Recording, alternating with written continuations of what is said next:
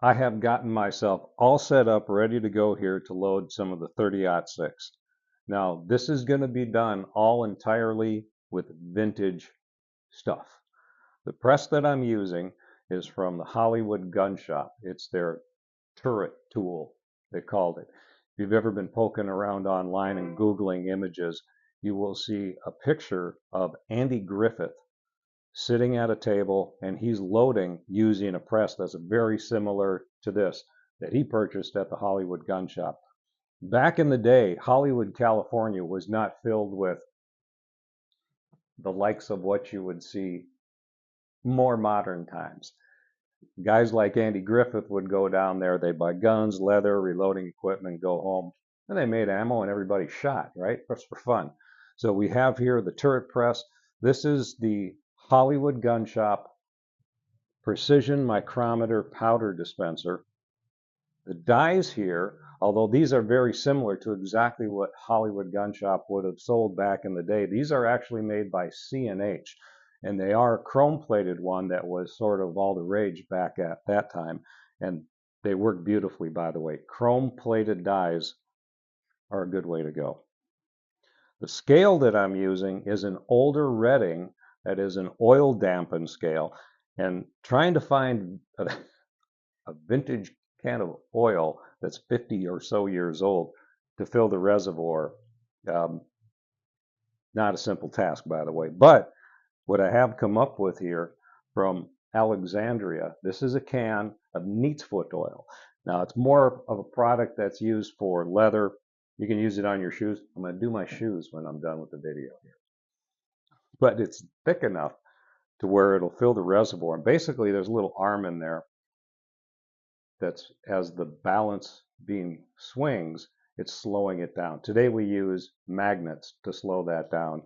Well, back in the day they used oil. Now you could use modern gun oil, REM oil. I've actually tried that, but gun oil is actually a little bit too thin, and it takes a little bit too long for me and my sometimes impatient waiting for this thing to, I want to slow that down faster.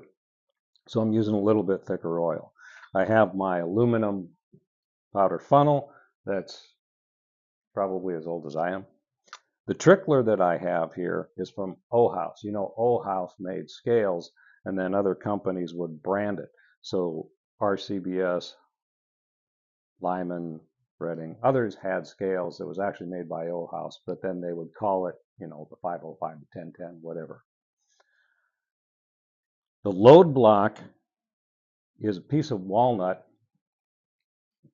60 years ago, you know, you didn't run down and buy a plastic loading block. You made one. So you got out your drill press, or in this instance, this load block was made out of a piece of walnut that was made from an electric drill that was mounted to one of those tabletop, inexpensive presses.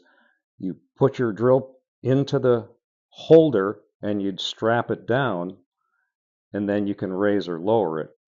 And this was all done, I did this myself, eyeballing the whole thing. So it's not perfectly straight, but it's pretty close.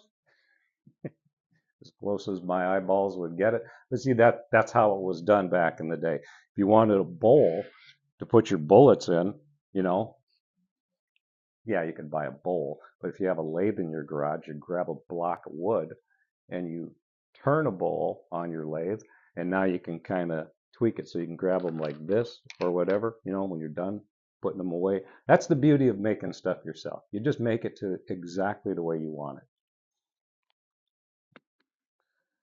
I am using the older Lee single one at a time handheld priming tool.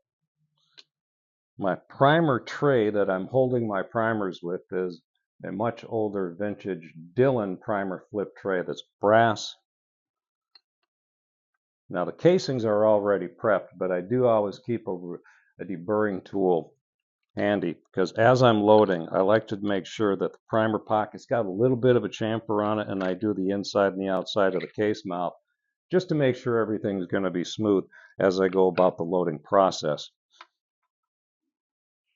I've got my vintage calipers.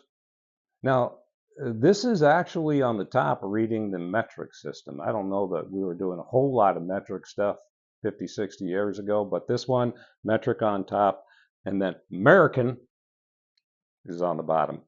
And I'm going to be loading these Hornaday 168 grain moly-coated AMAX bullets to an OAL in the 30-06 to 3.330.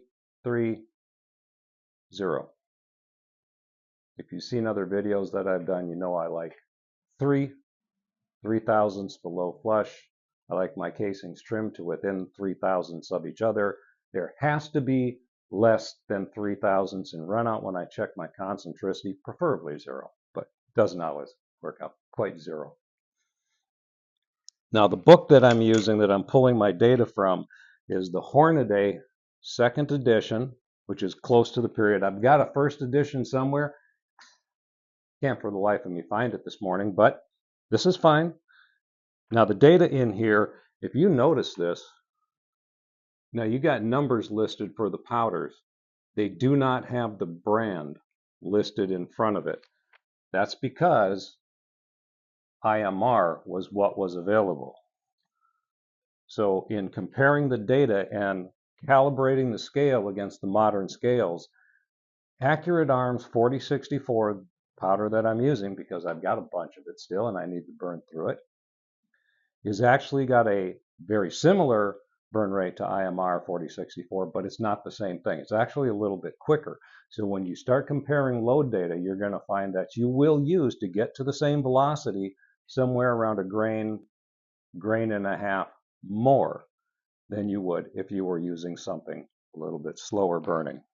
And then, of course, I always keep here, in case I need to take notes or make a reminder to myself, the latest technological advancements in memory retention systems.